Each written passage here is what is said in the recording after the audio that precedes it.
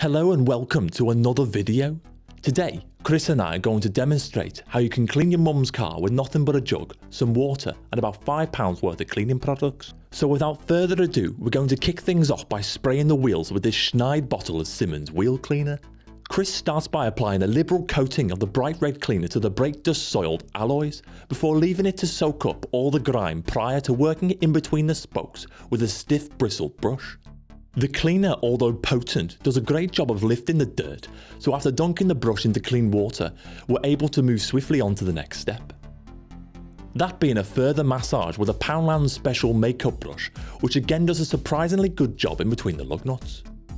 Detailers watching this video may want to avert their eyes, as Chris pours the shit coloured water over the alloys in attempt of a rather ironic rinse. The finished product looks half decent to be fair, so to save you watching him do that 3 more times, just know the process, although controversial, was repeated on the remaining alloys. The next stage then was to use the same makeup brush in and around all the various crevices on the car. However, I'm not sure it's actually doing anything there, Chris. Now was the time to dunk a bright blue microfiber towel into a vat of somewhat soapy water and run it over the bright white paintwork. No effort to avoid cross-contamination was made during this step. Is it me, or does the towel look like it could well be Cookie Monster's scrotum? With the paint being so damn white, it was hard to tell where you'd cleaned and where you hadn't. But Chris took his time and the car was certainly looking better for it.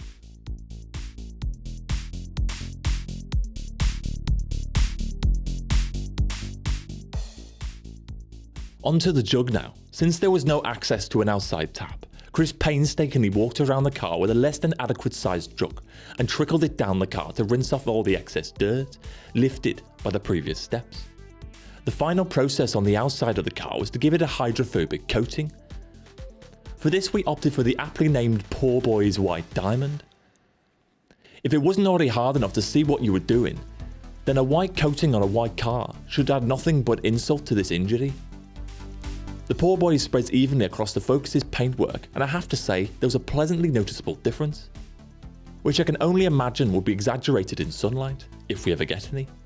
To finish things off, it was time to move on to the interior, which as you can see is looking rather neglected with a cornucopia of crumbs, debris and shit nestling on the surface of the carpets and seats.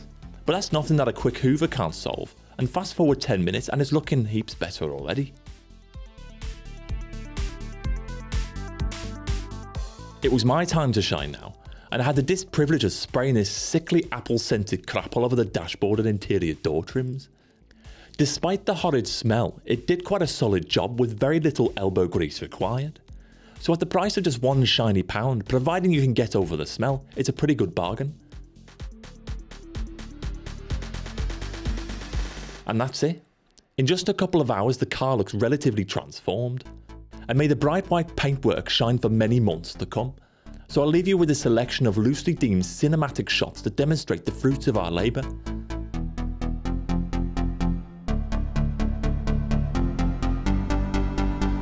So let me take your hand now, I'll take you to the summer. I'll shout it to the high ground, do it over again. So let me take your hand, I'll take you to the summer. Oh, and after we finished, the fucker wouldn't start, so Chris had to jump in with his fake WRX. Sorry, Chris.